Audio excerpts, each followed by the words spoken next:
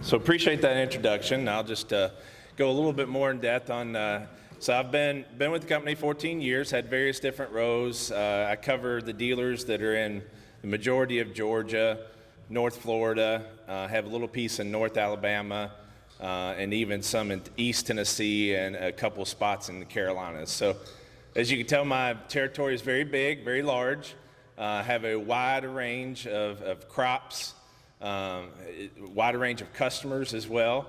A lot of small ag turf, as well as a lot of pockets of large ag as well. So very good territory, learned a lot in this territory. Previously, I've been in Central Illinois as well, covering territory there, where that was 90% large ag, obviously corn and beans, a lot in that area. And then before that, I was actually with Tractor Supply Company, so I've understood the retail side of the business as well, being a manager with them. I want to go through some stuff here that they asked me to talk about. First off, talking about deer, obviously. So we've been around since 1837, when John Deere invented the first plow. And if you think about that, as we think about technology today, and a lot of what I'm going to discuss, it's amazing what's happened in the last 184 years since we've been in business. And if you think about what's happened just between 1837 to, let's say, the mid to late 90s in production, right? And then what's happened just in the last 20 years with technology. We'll go through some of that today, but it's really just a huge vastness of how the technology has come along, how our equipment has come along, and we'll give you a little bit of a peek into what we see in the future. We'll go through some tech trends, talk about a little bit of precision agriculture, future of agriculture, and then hopefully have some time at the end if you got any questions for me. So our higher purpose truly is enabling people to live better lives by serving those linked to the land. That is what we're here to do every day in our day-to-day lives with John Deere. And we strive to make you all, farmers, more profitable, more efficient, and you count on us to be there to support you through that journey. And so when we innovate on behalf of our customers, because what we learn is not a byproduct of what we do, it's what truly fuels that power so that we can do it better. When I think about what challenges you guys face as farmers every day, this is just a very, very small list, right? Some of the top ones, but weather, commodity prices, those are usually sort of the top of the list, but labor shortages, land, soil conservation, global trade routes, what's going on with the government, all these things that you guys face, and many, many more. And so we're not just pursuing technology for the sake of technology. We are pursuing technology to help you guys be able to handle these unwanted variables when they come up. And so we develop technology that is customer focused and that is intended to reduce the variables like these for our farmers. So as we talk about the traditional agriculture, when I was thinking about how we've come from the plow in 1837 to, let's just say, the mid 90s to early 2000s, it was all about getting bigger, faster, stronger.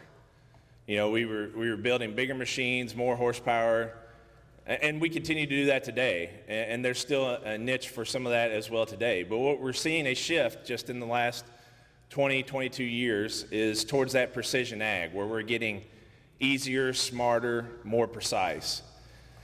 And if you take a look at that even more, over the last, we missed a slide. There it is. All right. If we take a look at that anymore, thinking about how we're being easier, getting more automated, and getting more precise. If you look at this timeline, I know this is a little bit of a busy slide, but these are some of our key productions that have come out in the last 22 years. If you look back at 1999, when Navcom Technology acquired the GPS technology, that's when we first started. You fast forward just a few years in 2002, when we came out with AutoTrack, when your tractor started driving itself down through the field. And then think about 2006, we came out with section control, where you could actually plant and not overplant. so that the planter would actually stop whenever you got to a row where you'd already planted. And so that helped with input cost to keep from more seed getting into the ground, and also helped with your crop health as well, so they weren't right on top of each other. If you fast forward to, let's say, 2016, when we came out with AutoTrack Row Sense and Vision, so if you're a sprayer in the field, you actually use either feelers or cameras to know exactly where that crop is in the field so that you're not running over it. And the sprayer still drives itself, but you can actually get the inputs where you want it to be, and you're not worried about crop damage. And then now we came out this year, in 2021, this year, we introduced the See and Spray technology. And we'll talk a little bit more about that as we go along today. So our machines have more technology today than they've ever had. And we're investing heavily, millions and millions of dollars in R&D on technology. And when we invest in that technology, we usually build it around a end-to-end tack stack. And so when we think about that, that's sensors, whether it's on the implement or inside the tractor. That's GPS with receivers, and that's the communication inside the cab. And it's the off-board remote communication through Operations Center, where you can get that data in real time at anywhere that you're at, and you can communicate back and forth with those that's in the cab. So we do all this in order to ensure the best outcome for each pass across the field, and that's what we're really striving towards. So how does today's technology create intelligence for tomorrow, right? That's a big question. Well, first and foremost, number one, the best sensor on the farm has been the farmer. For 180 years, for even longer than that, but for 180 years we've been in the business, and it continues to be. We're not here trying to replace the farmer. We want to use the intuition and the knowledge that the farmer has on their land and combine that with our technology to make the best, most profitable, most efficient operation for them. And so it's still true today that farmer is the key to all this. So if you combine that intuition with the technology and data analysis that we have out there, we're trying to look for that sweet spot where you can manage your production pretty much at a plant level, and we're getting there closer and closer today.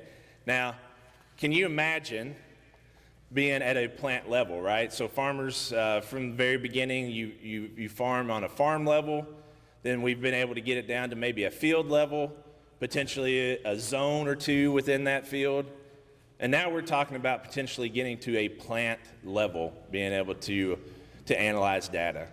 And so I want to take a second and show you, if you haven't seen out on YouTube, this video from a Farm Forward videos, a little bit of our vision of where we see agriculture going in the future.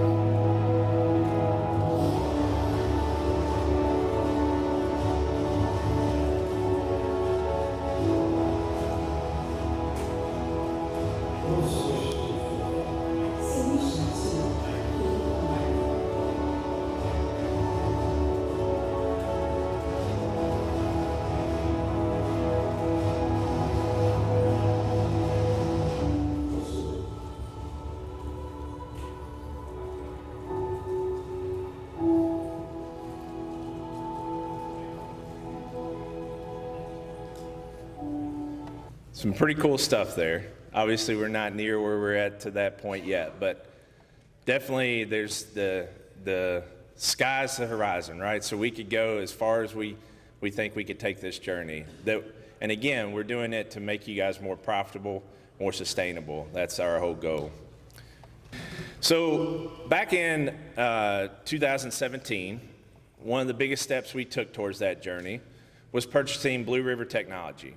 I don't know if some of you may have heard of that organization, but that organization started basically in the Silicon Valley back in 2011, and their purpose was to make farming more sustainable through robotics and computer vision. So one of their first projects that they worked on was a lettuce bot. And basically what it did was, we obviously know that it's very time intensive and a very expensive task to thin the lettuce fields and get rid of the unwanted lettuce seedlings. So this lettuce bot basically took that process, would go through the field, processing several thousands of images, identifying which plants to remove, would spray them, and then with perfect accuracy and performance, all in real time. And so that was how they started, was with the lettuce bot. And they have grown tremendously since then. Well, in 2017, we realized where they were headed, and it met a lot of the goals where we were headed, and so we paired together, bought the company, and the first offering that has come out since then is that See and Spray. So what the See and Spray really does, if you haven't had a chance to check it out on the internet or see it in the field anywhere, our first offering is basically spraying a fallow field. So anywhere that's a dirt field, as it goes through the field, if it sees green, it sprays it and kills it. And so that's our first offering with the See and Spray technology. What's interesting about this is this equipment processes one image every 50 milliseconds, and it does it while it's going 8 to 12 miles an hour. Not only that, it compares images to a growing library of over 300,000 images, and it does all this in milliseconds. So when we brought out See and Spray Select, we saw a problem of herbicide-resistant weeds within the field, customers that had fallow fields that needed to take care of the weeds. We brought out See and Spray for that fallow weed control, and we are the only OEM providing a spot and broadcast sprayer all in one. And I'll talk just a little bit more about that here. So what does it do? It has 36 cameras that are on the boom, captures field images on the go, and then identifies what's green on that brown soil and sprays it. It does it with all the onboard processing that analyzes a ton of information in seconds, even as it's going 12 miles an hour. It picks the right spray nozzles, herbicide hits the weed, and all this happens within 200 milliseconds. It also has the ability to broadcast spray with ExactApply, and you can actually switch it in the cab whether you use ExactApply or you use See and Spray. And so I'll talk about ExactApply here in just a second. But you get all that documentation within the cab and sends it to Operations Center. So you can look at things like, you can analyze the percentage of acres sprayed, total gallons sprayed, and much, much more. The machine health, and it does all that within the cab, and then you can access all that on your Operations Center app, whether through your computer or your phone. So I talked about ExactApply just a little bit. So ExactApply technology allows basically turn on and off nozzle, and it's at each nozzle control.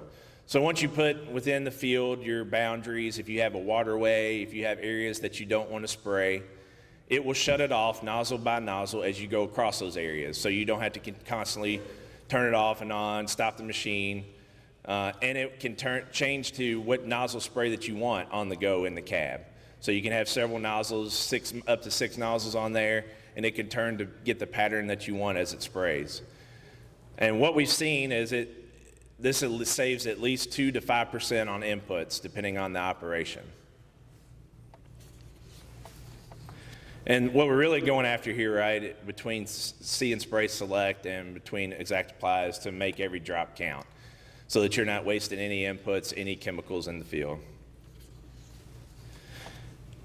We also have some technology called ExactEmerge planters, where we can, with sensors as well, similar to ExactApply, can drop seedlings in the field as well. And so one of the things I want to just show you as far as we're talking technology, sort of highlight the right side of that to think about how much is happening in such a short period of time. So a single planter, let's say we have a 32-row planter, it has 15 sensor readings, it's 5 hertz or cycles per second, times 32 rows, that's 2,400 readings per second that the ExactEmerge planter does. And if you look at that on a minute basis, a 60 sample, if you take 5738 active machine sessions times 12 million readings per second, you're looking at 720 million readings on a 60-second level.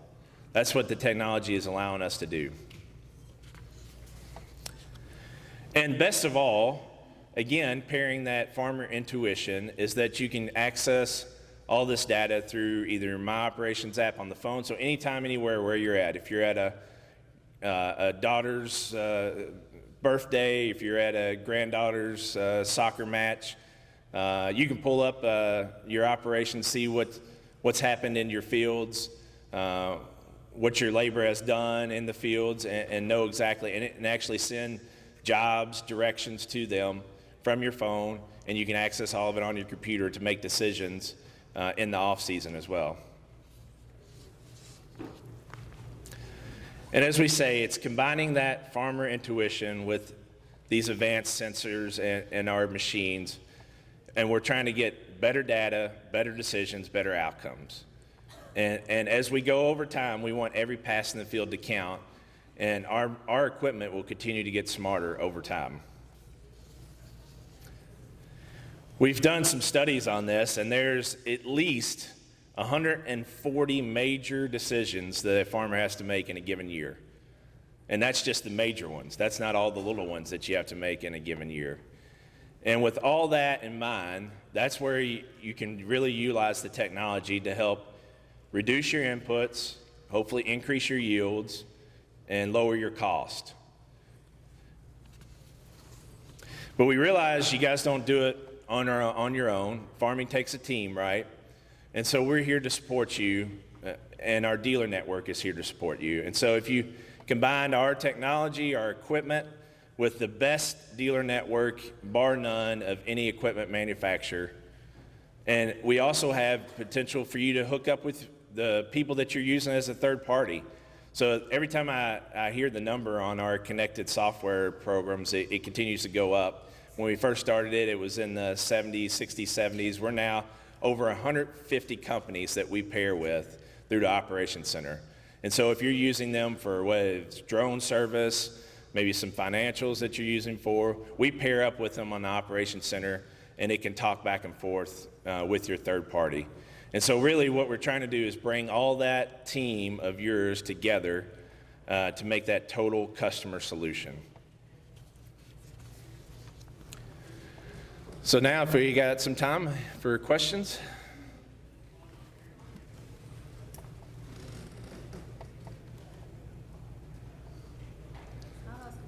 All right. So panel, I'll ask questions. So are there plans to move beyond just weed detection and fallow fields to the level of species discrimination and potentially? Yes. So she asked if there were plans to move on further than just fallow field to plant species specification. Yes, there is. So we came out with the first with this See and Spray. That was our first. We are continuing to work on being able to do at a plant level, kind of like it showed in the video. Once those are ready, we will be coming out with that type of technology. Those type of things. So there, it's processing, it's putting in thousands and thousands. Let's say you take one weed, let's say pigweed. They literally put in the machine thousands and thousands of images to be able to understand what a pigweed is, so that when it goes across, it can spray it. So that's some of the stuff that we're working on to get to better than just a fallow field level. Well, I really appreciate the time today. Appreciate all you guys do every day. I know sometimes it's better days than others and can be a struggle at times. And just want you to know that our dealer network and John Deere is here to support you in every way. So appreciate the few minutes to talk with you today. Thank you.